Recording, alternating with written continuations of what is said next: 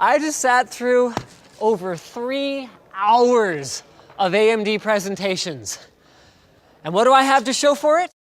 Well, we know it'll be available starting 2/22/2017, which is today, and that performance will be competitive with Intel's Core i7 lineup. But as we've been saying for so long, that means nothing if it's priced the same. So is it? Well, as it stands today, AMD Ryzen looks poised to deliver top-shelf performance and do so at an incredibly disruptive price. So let's have a closer look.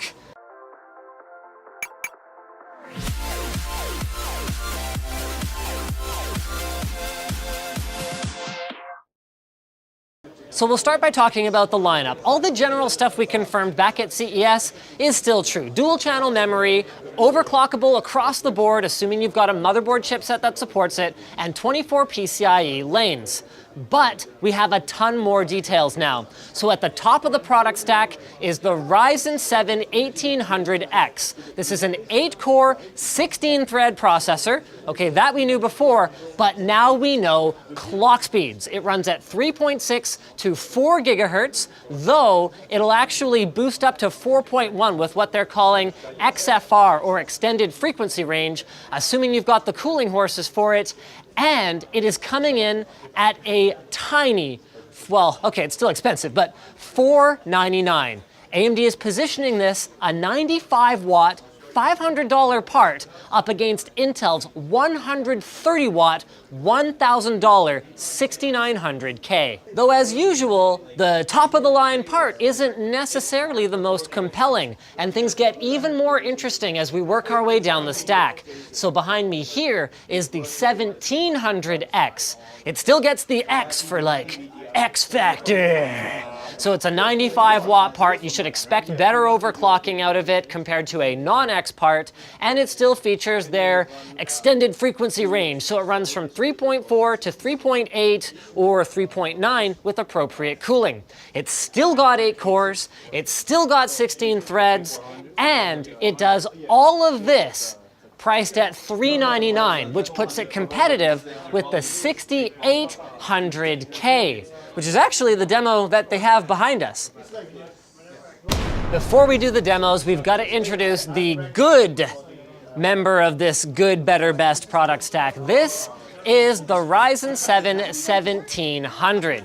This guy is a little bit unique. You still get 8 cores, you still get 16 threads, but now we're talking significantly lower clock speeds. 3 gigahertz base up to 3.7 gigahertz boost, and you get a significantly lower TDP, 65 watts, making this the lowest rated 8-core desktop processor on the market. And you will be doing this at a slightly lower price, $329, compared to a 7700K. So that would be a quad-core, 8-thread processor that it's going up against. But come on, Linus, enough spreadsheets. Show us, show us. So they gave us access to their Cinebench demo, unsupervised, which was unwise of them. Let's go ahead and run that while I explain what's going on behind me. So we have a Ryzen 7 1800X. Remember, that's the top of the line one, $499, with 16 gigs of RAM on some validation board. Then over on the other side, they've got the hardware right here. We can see it. We've got a 6900K running with 32 gigs of Corsair Dominator Platinum on an Asus ROG board, so they really couldn't give it much more of an advantage. And then we're running Cinebench with multi-threading enabled. And the results are in. So right here, here's the 6900K. You can actually see, okay, nothing's disabled, 1479. And over here is the Ryzen 7 ZD3601BMA. It's an engineering sample, but whatever. It's a Ryzen 7 1800X, 1600 marks at half the price. Now, obviously, this isn't the whole story when it comes to CPU performance, but it is definitely an impressive demo. Though not as impressive as this one. I'm gonna press this big red button, which has been beckoning at me since I pressed it 5 minutes ago. Woo! And I'm starting what AMD is calling their mega tasking demo, which is a combination of blender and handbrake designed to test the multitasking of these CPUs. Although I believe megatasking was like an AMD TM thing that they were using back when they were marketing, I think it was tri-cores or 6 cores or something like that against Intel's quad cores and dual cores. Anyway, all of that's ancient history at this point. The point of the demo is that we are timing how long it takes to run this Octane demo and this handbraking code that you can see here is running in the background on these two systems. So they've put the 1700X, remember this is the 399 8-core 16-thread, up against Intel's Core i7 6800K. Once again, the systems are similar, though AMD has, for whatever reason, kneecapped themselves with 16 gigs of DDR4 versus Intel's 32 gigs of DDR4. And now I just have an awful lot of time to kill, so I will use this opportunity to talk about how they have a lot of cool systems here on display from all of their partners. This could be one of the most complete AMD ecosystem launches that we have ever seen. I think they're saying something along the lines of 82 motherboards available at launch, with more to come.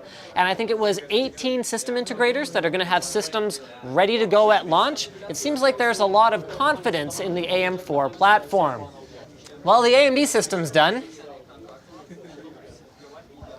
Maybe we could just like time-lapse through this so people know we aren't faking it. There we go. Okay, so 91.6 seconds versus 112.1 seconds. I mean, none of this should be that surprising from a pure performance numbers standpoint. I mean, we're looking at an 8-core 16-thread processor versus a 6-core 12-thread processor. But AMD is not designing this test to be fair in terms of core count to core count. They're designing it around pricing. This chip on the right costs less than this chip on the left. Really? Yeah. Wait, oh. You were in the same presentation I was! Leading us finally to what may be the most disruptive SKU of all, the 1700. So this one is, as I said before, $329, putting it around the same price as a 7700K. And you can see right here, they've got two demo systems running, again, side by side, with a Ryzen 7 1700 8-core and a Core i7 7700K, and they're playing Dota 2 while streaming using OBS at the same settings. They really let us get a lot closer to the demos here, so we're able to validate all of this stuff ourselves and demonstrating how, and I had been asking for this for many generations, why is the mainstream still limited to quad core? So they're showing us how more cores can benefit a multi-threaded workload, even for gamers. So the Core i7 7700K stream drops frames, while the 1700 stream does not. This last demo, Battlefield 1 at 4K, is actually one we've seen before. Sort of. We've had some of the blanks filled in this time. So we already knew that Ryzen Unnamed was up against a 6800K with DDR4 memory and dual Titan XPs and SLI, but what we didn't know was exactly what that Ryzen chip was or what speed it was running at. So now we know it is actually their lowest tier, Ryzen 7 1700, that's the 65-watt part, and we know that it runs at anywhere from 3 gigahertz to 3.7 gigahertz. In this case, it's running at about 3.65, which might tell us something interesting about the granularity of the way that Ryzen boosts. Anyway, back to the game. The other key difference between then and now is that AMD has their boost technology working. So while at CES, frame rates were the same to within a frame or three, now here we are looking at exactly the same starting scene, driving our tank exactly the same way, and Ryzen 7 1700 has a clear performance advantage, and a significant one. Now, to be fair, AMD is picking their battles somewhat here. They could have put it up against the much more similarly priced 7700K, which due to its higher frequency is in most cases a better gaming CPU than a Core i7 6800K, but there's no denying here that there's a compelling value case to be made for this chip that outperforms a 6800K at about $100 less. So all that's fine and good, Linus. This is the kind of CPU that we can have. 4.8 billion transistors, 2 kilometers of signal wiring, if we're not concerned about putting graphics processors inside them. But you've left out the most important part. Does it have RGB? And the answer is yes. You are looking at an RGB AMD stock cooler.